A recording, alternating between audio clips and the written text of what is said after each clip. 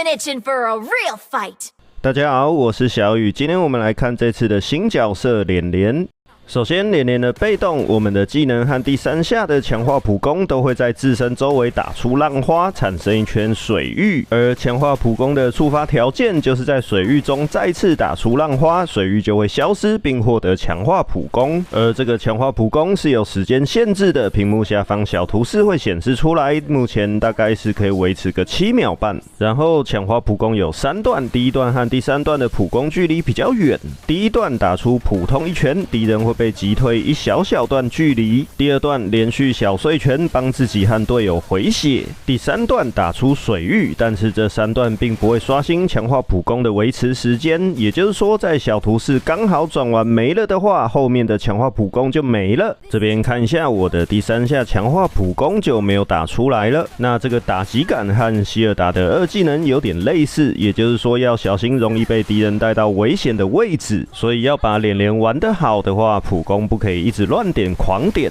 尤其是在敌方防御塔附近的时候，若是只是为了要打出第2段帮队友回血，也可以按补兵剑打小兵或野怪，而且补血的距离很远，不一定要跟着一起冲锋陷阵，可以减少跟着送的几率。还有我们的被动也可以空干打出水域，偶尔可以利用一下来维持强化普攻在手。1技能打到敌人会缓速，不过我们就把它当作刷被动的技能就可以了。2技能指定方向位移，在平地使用，除了紧急逃跑以外，没有任何使用价值。撞到敌方英雄会把敌人举起来，在举起的期间使用瞬移，可以让敌人被位移，但也就代表着被包围的话就无法使用2技能来逃跑。再来，2技能若是在位移过程中触碰到墙壁或是水域的圈圈边缘，我们就会停在空中，2技能再次使用，指定范围击飞敌人，冲锋逃跑2相宜。2技能在空中的时候也能接上瞬移，再打出超远距离出其不意的控制效果。那刚才是2技能2段出去之后接瞬移，虽然可以让敌人来不及反应，但比较容易失误。看这边水域没有跟上，当然敌人也就不会被击飞了，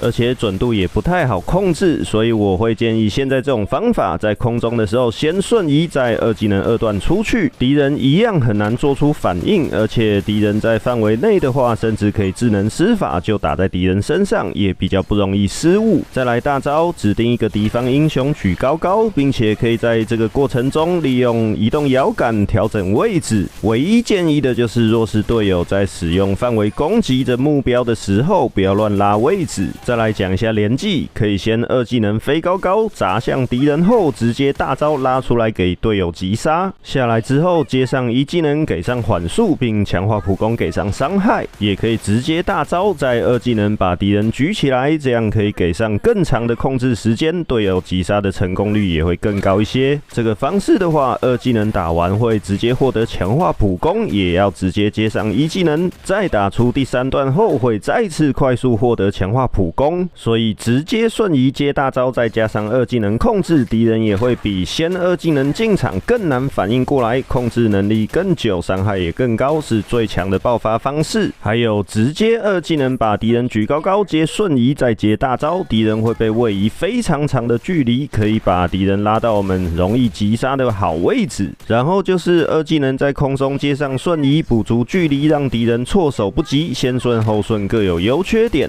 先顺比较不容易失误，但容易被打断；后顺的话，敌人比较难反应，而且也不太会被打断，但是容易失误。再来选角跟出装，这次是带来我单排的排位赛。那连连没有什么特别怕的英雄，就怕自己的强化普攻不小心跟到送头而已。所以我们怕的不是英雄，而是有位移技能的所有英雄和有带瞬移又喜欢动不动就拿来逃跑的玩家。所以 ban pick 并不重要，考虑队友就好。重要的是很吃打野和中路的能力和观念。连连前期很强，又能补血，如果打野中路属于逛街系玩家的话，就会非常无力。但搭配上会玩的玩家会非常给力，有点马蒂尔达的感觉。没办法自己作业野，但配合起来可以打得非常侵略。可是连连有点软，所以我推荐这几套出装。老实说，我是非常想把雷霆腰带拔掉的，但是搭配路人的话还是有点难度。没腰带的话可能会不够坦，撑不太住，但要强起来的话，我觉得要等到神域出来才会恐怖。所以我建议搭配路人跟一般队友就出雷霆腰带，有好队友的话可以不出，直接上神域和破碎流年 CD 早点叠上来，就可以直接把敌人压着打。那魔防鞋是必要的，不然被控制太久会不容易打出被动的回血效果。统御圣盾不一定要出，因为它的减治疗现在只对攻击者生效，敌人没打我们的话其实也没什么用，而且也没有加血量，少了技能加成，所以看情况而定。至于诅咒头盔这货现在有降敌人防御，血量又给最多，我觉得非常适合，主要它非常便宜，适合我们游走的穷人。当然后面2件我们可以看敌人谁比较麻烦，出一些针对性的装备就行。徽记的话建议带辅助徽记，有移动速度和10%的减 CD， 前期会比较软一点点，但成型会比较快，一技能的 CD 能够降低到3秒以下，对我们帮助还是很多的。第一个带坚固加双抗，会比加血量来得坦。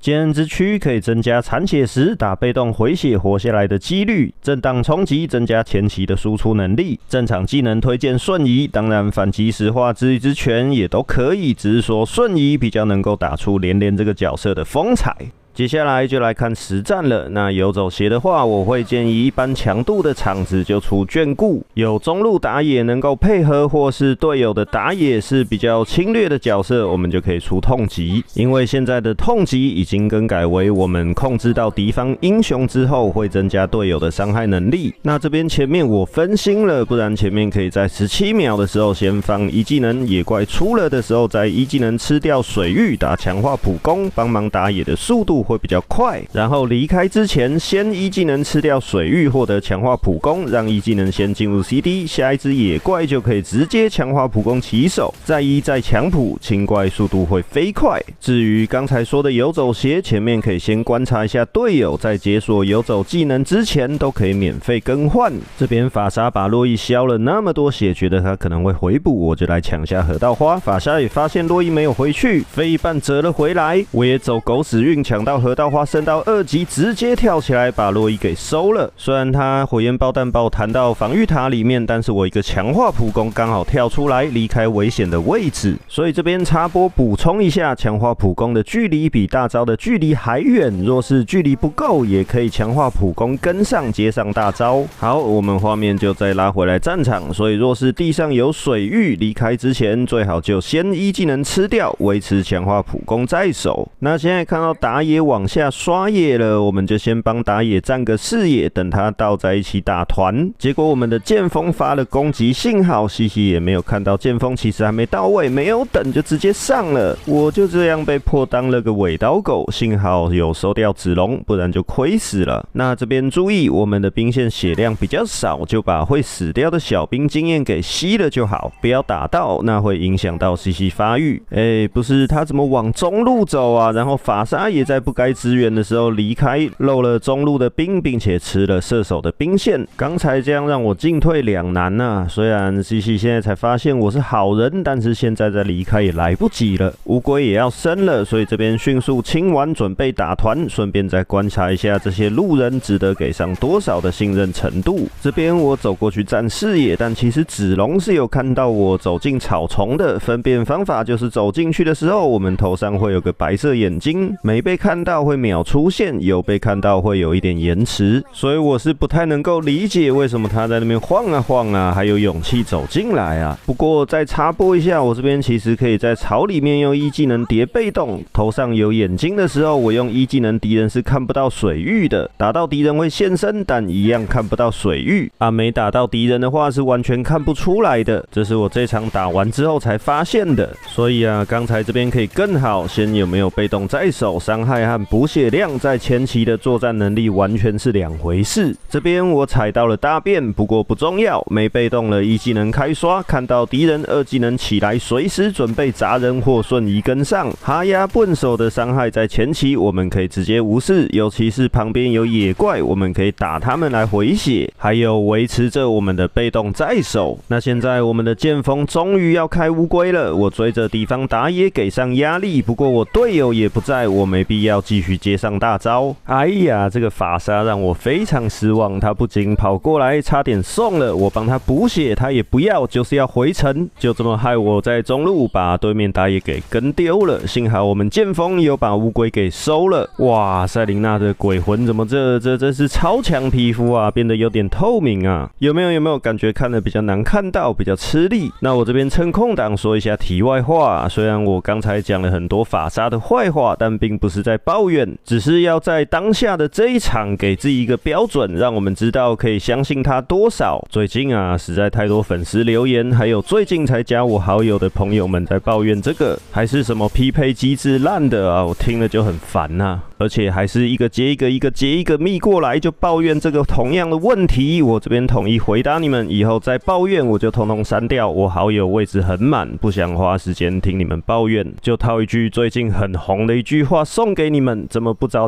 自己问题，是吧？当然啦，大家在影片留言这个我并不会在意，而且还很欢迎，但若是有我好友的，请不要再私讯我跟我聊队友烂啊、机制烂的问题，先找自己问题吧。举个例子，就像我刚才插播的片段一样，有时候不也是打完才发现自己在哪边可以做得更好吗？是吧？再例如说，像是这一场看起来路人好像都会玩，可是事实上逛街的成分有点多，而且常常没有在该支援的时候支援，所以才可以让我讲这么多废话水时间。相比起上一部半藏的解说视频来说，真的重点的紧密程度差得非常多啊。但这场我们身为游走位，就是要帮助队友，等队友在适当的时机做一些对队伍帮助最大的事情，这样。所以观察队友强不强，观念好不好是非常重要的，才有办法帮忙帮在刀口上，绝对不是抱怨，这是两码子事情。而我现在也跟着逛街，不要乱打架，就是对我现在的队友最大的帮助了。不信大家看这个法沙，我都已经原地大招了，他一技能还可以丢其他地方，所以我们就必须要好好的思考一下要怎么配合这个二货法沙。至少这场我想赢就得配合他，这也是游走位的工作之一，要想办法串起队友的火力，即使队友不怎么样。一直到这边我已经废话了3分钟左右了，我这边非常感动，我的队友终于来打团了。只是很可惜，我刚才大招浪费在法沙身上了，没大招。这边看到洛伊直接上了，我被晕了又弹走，但赛琳娜跟哈亚笨手不知道我没大招，怕得要死。剑锋成功把乌龟拿下，这样我们前期的劣势就扳回来了。这边维持住强化普攻很重要，这样我们在这个时间内就可以靠它来做位移靠近敌人。法沙冲了，那我们跟上直接强化普攻靠近接大招，再二技能举起来。我就不信这样控那么久法沙还杀不到，而且这次是他自己先有攻击欲望的，通常这样我们给上搭配也不会像刚才中路那波一样夸张。那现在剑锋发了攻击讯号，我瞬移在手，可以考虑是不是要跟上，但剑锋很秒，我们只需要牵制住其他人，让剑锋秒个人就可以了。啊，刚才那边呢，其实我明明在强化普攻出去之前就停按普攻键了，但还是打出去了。而且我本来是要打赛琳娜的，结果他死掉了，变成我打洛伊，害我差点被防御塔给打死。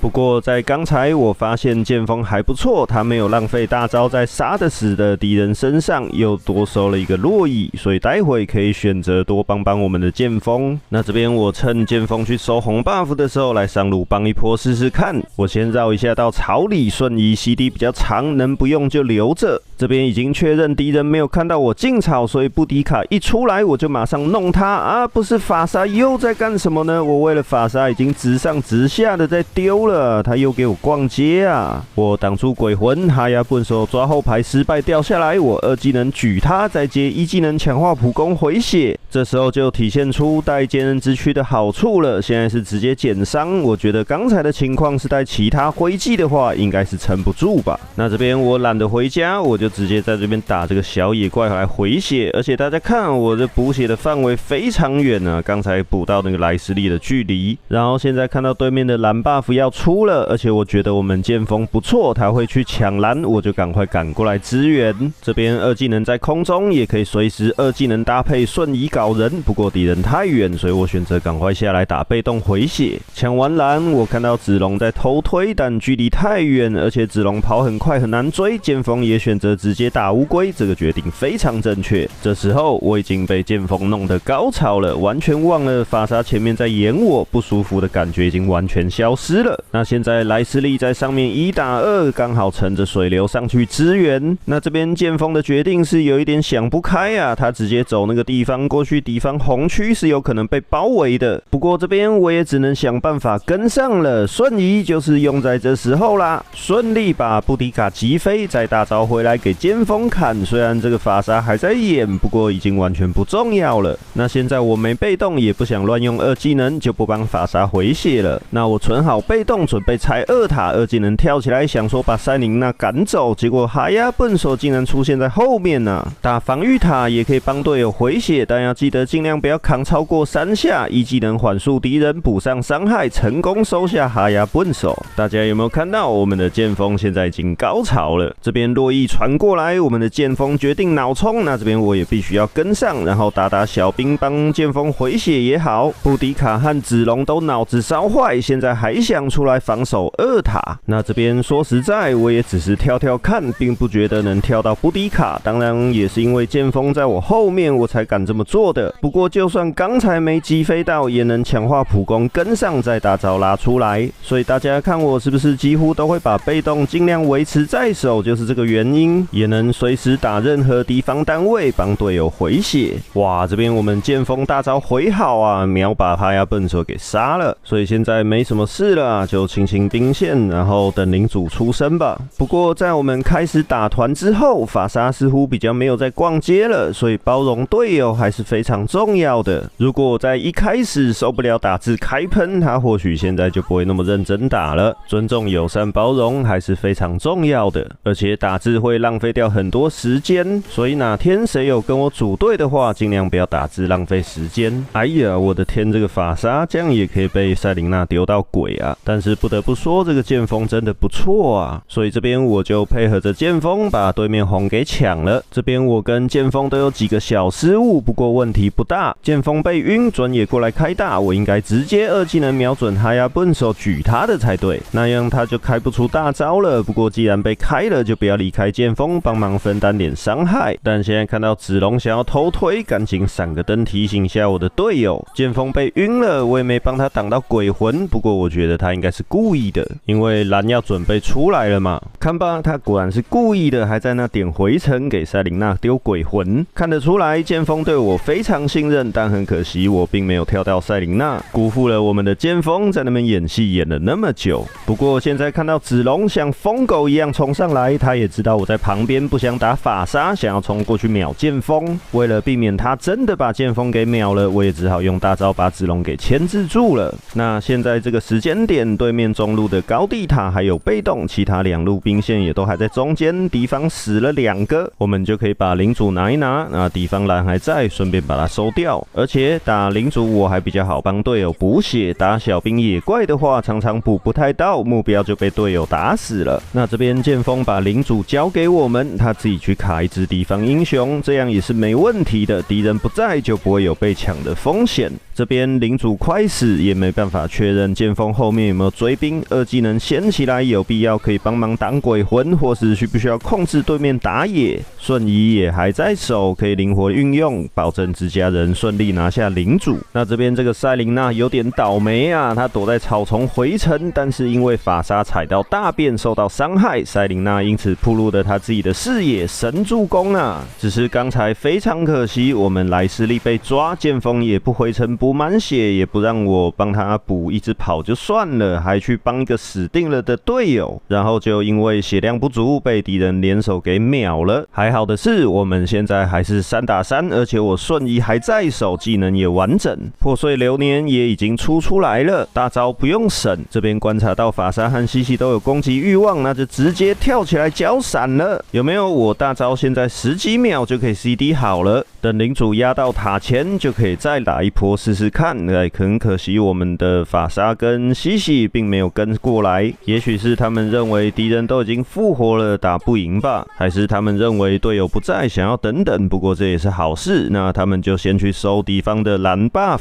主要也是刚才剑锋送掉了，不然刚才那波就可以直接赢了的说，我们就只好再逛2分钟的街了。不过刚才我觉得有一点我需要改进，因为现在领主进攻的时候，领主旁边有我方英雄的话，是可以让领主更耐的。我应该是要确认兵线会压上高地塔之后，就在领主旁边闪集合才对，那样应该会更好。领主再多活久一点，高地塔就可以拆掉了，而且敌人也会因为防守我而弱化其他兵线防守。然后我刚才不是说分辨队友有没有攻击欲望，对于游走位来说特别重要。就例如现在我们的队友闪了要攻击这个哈亚笨手，往他这边靠过来的队友目光肯定是在他身上，和上一波的高地会战一样，队友已经冲了，我们给上控制，这样才不会发生大家打游走的时候常在抱怨的问题，什么控制那么好啊，结果没人跟之类的啊，控了个寂寞什么的。我就说了啊，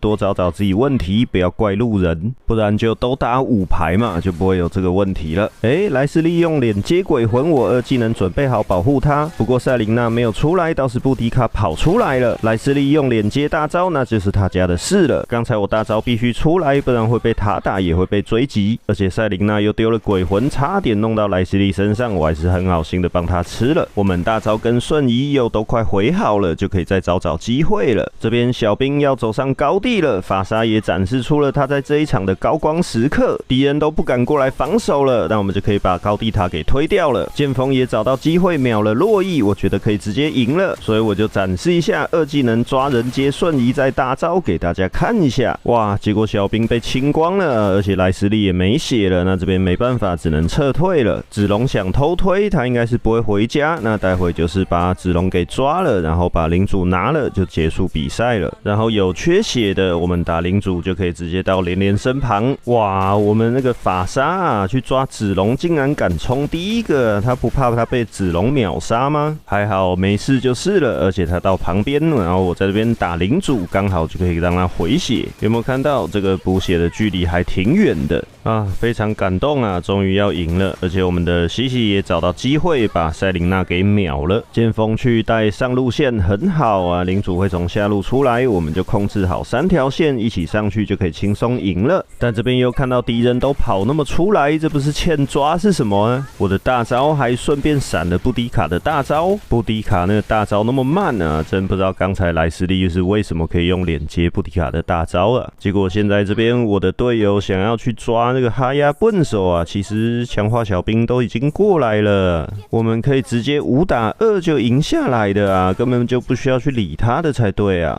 结果搞到强化小兵也没了，全部被布迪卡一个人给清光。还好我们的法沙又再次展现出了他第2次的高光时刻，大家不知道有没有听得出来，我为了水这些垃圾时间讲这些废话讲得很累啊。所以啊，如果你们有我好友又很爱找我一起打的朋友，麻烦你们把我的视频全部认真刷一刷，不然我真的觉得组队也要像单排一样浪费这种没必要的时间，我的心会非常累，反倒会觉得还不如单排。我不是很在意输赢，要是在意的话，我可以只找有能力随便都能打上世界排行的玩家，其他时间都全部单排就好了。再说一次，我不是在意输赢，也不在意组队的人操作失误，只在意你观念好不好，然后要听话，不要理由，不要抱怨。只要不是5排，我刚才说的就是上分的唯一方法，只找自己问题，不检讨路人。